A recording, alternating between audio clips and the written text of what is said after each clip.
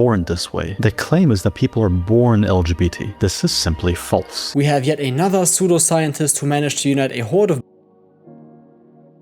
just to spread misinformation. Before I dismantle this logic, be sure to like and subscribe, and also write your opinions in the comments down below. No one is born with any orientation. That is developed later in life. There have been many attempts to find genetic or prenatal causes for orientation, but all studies had to concede the dominance of environmental factors in youth. A study by Hodges from 2021 says, and I quote, "Sexuality is a result of a complex combination of one's genes, environment, and hormones. There's many studies showing that social and cultural causes have a small effect size and are causally ambiguous," meaning that we don't really know how environmental causes affect sexuality at the moment.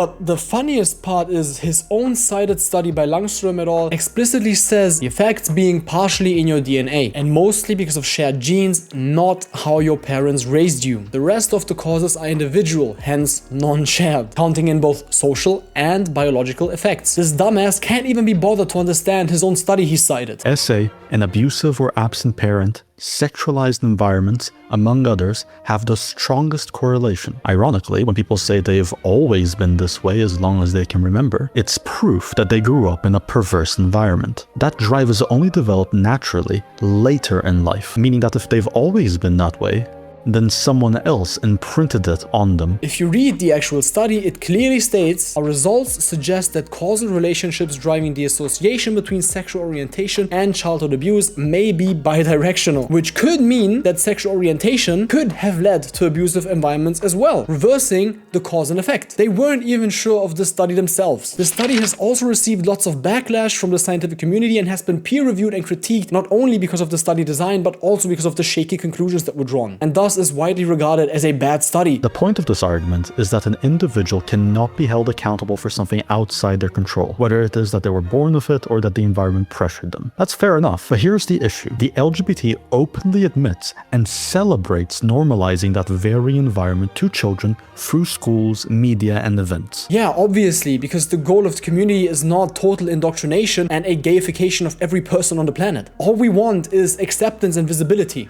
Mama, you touching me? I don't even know you. Boy, get out of here. Please back up. Boy, get out of here with your gay.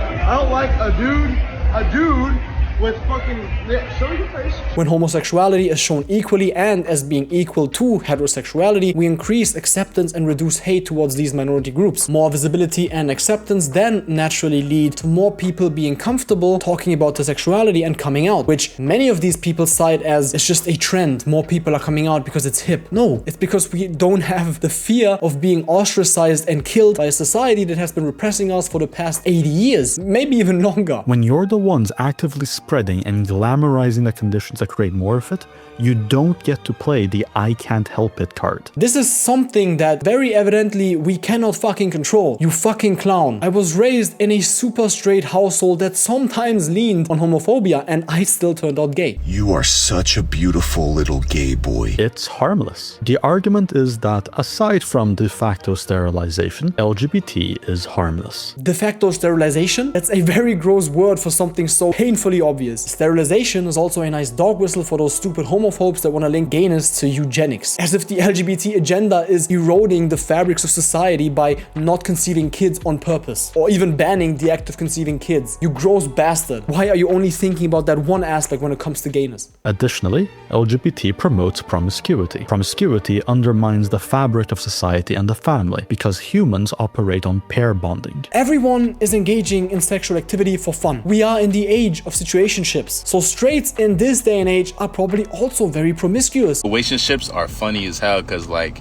yes, we're having sex, but you're never gonna be my girl. Oh no, we hate that word. We hate being promiscuous because it ruins our cute Christian values. He very blatantly tries to depict gay people as a burden to society because the only point of existence in this guy's mind is the procreation and continuation of the human race. But you're forgetting that we don't owe society anything. We don't owe the government a baby just because, what, we're living in their country? Many straight couples don't want kids or are infertile. What about them? Are they a burden on society? society, do they erode the fabrics of the family unit? Besides, there's many orphans who'd be ecstatic if they were adopted, and that, in my opinion, is the most human and selfless thing you can do. The reality is much bleaker. Since LGBT involves the improper use of body parts, The claim that body parts are being used improperly is the dumbest shit I've ever heard. This sounds like an argument coming straight from the 80s, where gay people were hunted and shamed for just existing. There is no improper usage of body parts. Straight couples do the exact same thing. Biology is multifunctional. Those very same reproductive body parts have been used for bonding, pleasure, and social cohesion